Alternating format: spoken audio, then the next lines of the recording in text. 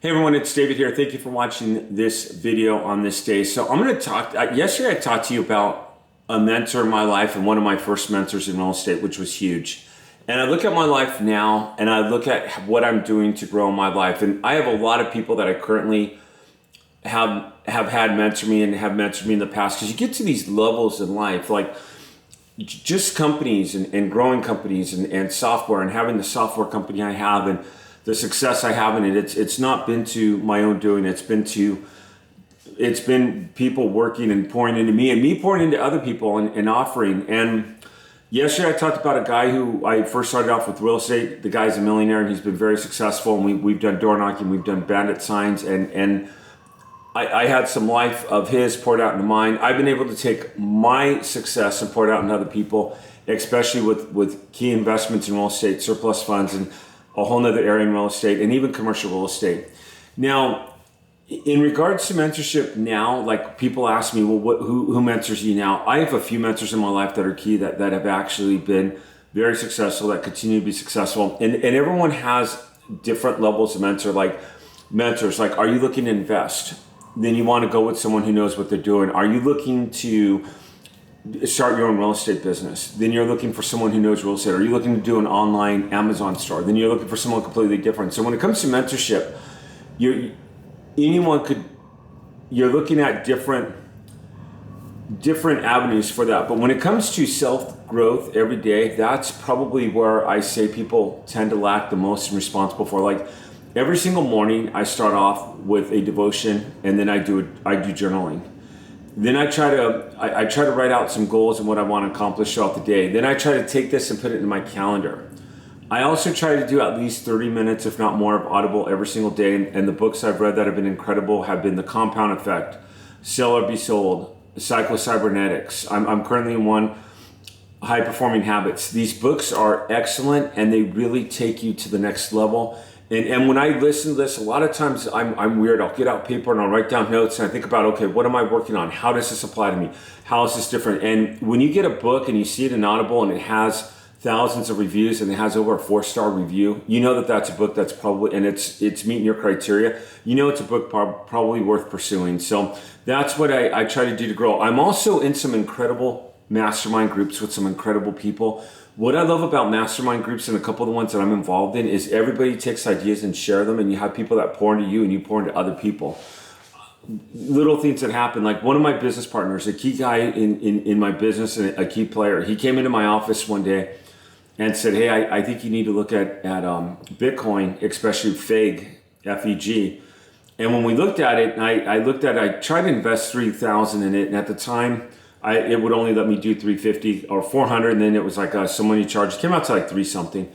And the highest it's been worth, and keep in mind, this is $350. At one point it was worth $35,000. $35,000. 350. I've never had an investment where I've put 350 in and it's been $35,000. The lowest it usually is around 8 to 12. It tends to stay right around 12 a lot, and then it dips down to 8, and then it goes back up to 12 to 15, and occasionally hits 30, 35, and the highest I've seen it has been like, I think 37. And with this, I've watched it, and I don't know, like, should I sell it? Should I hang on to it? It's really hard because I don't know a lot about Bitcoin, and I'm not a day trader.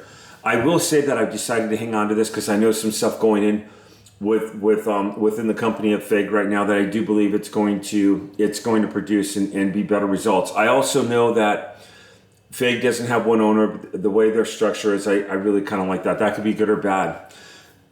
The second thing is like, a lot of you know that I'm working on a syndication 506C right now, and it's incredible because in putting deals like this together, even the current deal I have, this one property that I have that I'm really excited about, it's less than a mile away from the beach. It's been a positive NOI and it's being underutilized. I mean, it's incredible. And we're going to take this. We're going to do a few things with it, and we believe we're going to double the value of this property. Actually, more than double it by some of the key areas that we're going to do. Very nice mom and pop owner, and great, and they've done great with the property, and they manage it and they do well with it. So in order to for me to be able to get a property, look at it, evaluate it, put it out spreadsheets, and do what I had to do, there's a couple things I did. Number one is I got a CPA that really knew his stuff and hired his firm to go through and really audit the books and look at everything. I put this under contract. Sometimes a deal crosses your desk and this deal says, you need to talk about me. And when I first looked at this deal, so in 2012, I had a deal that I almost passed on. It was a second note. And the economy wasn't doing 100% then, and it was brought to me by a banker, and I thought she was trying to dump this on me, and no one would buy this second because it was, first of all, second. When I actually ended up investigating this a little bit more, it was like, wow, not only is this a good deal, this is a, I'd be stupid not to buy this. So I bought a second position. The note had a value of $250,000. I got it for, I think like 18, 19,000, something around there. I took this and I foreclosed on the property, which was already started by this bank. And it turned around, and all I had to do was, when I chased, like the payoff was like 4 something, it actually ended up selling for $625 on this property. And I had some realtor fees and stuff to pay, but I did very well. I didn't even have to really do any work on this property because it had been maintained. I mean, I had to do a little cleaning, some yard work, hire a pull service. I mean, I had to do a couple things to the property, but not that much. But sometimes a deal like that comes by, and it's just like it has a lid on it, and it's trying to just surface and say, hey, you need to talk about me. And this one project I have, it's a commercial deal. It's just incredible, and it's one of those deals that it's a mom and pop ran place, very old elderly couple. They need to sell it because he's sick, which I always hate to hear that. But it's saying, you need to talk about me. You need to talk about me. And I'm looking at this, and I've actually had a CPA verify the numbers. I've actually looked at a couple things to increase the revenue on this, which is very doable. And I've been able to take this to my team that's actually been able to evaluate this. We put this in a 506C, and it's a great it's a great property, and we're literally going to own this free and clear, which is going to be absolutely incredible. We're going to double the value, and then we're going to look at this. Okay, do we sell it? Do we give everyone their investments back? And we have some key decisions to make with our investors here, but it's a really exciting deal.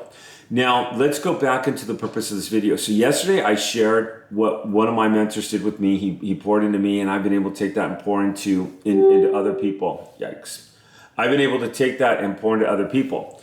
The next thing is, I would say, is as you continue to get mentorship, regardless of what you do, it's very common to get pushback on any business that you do. Trust me, I've been there, I've seen it. And especially when you're starting out, a lot of people want things to be easy. Like they want it to be easy. They want to start something, they expect it to just boom, take off running. Well, anyone I know that has been successful in business, including myself, has pushback. In fact, with the software company, we did 19 webinars before we had our first sale. And once we started having our first sales and we started getting results for people, it took off. What I'm saying here is, it's common to get pushback in business. You've got to be strong. You've got to surround yourself with the right people.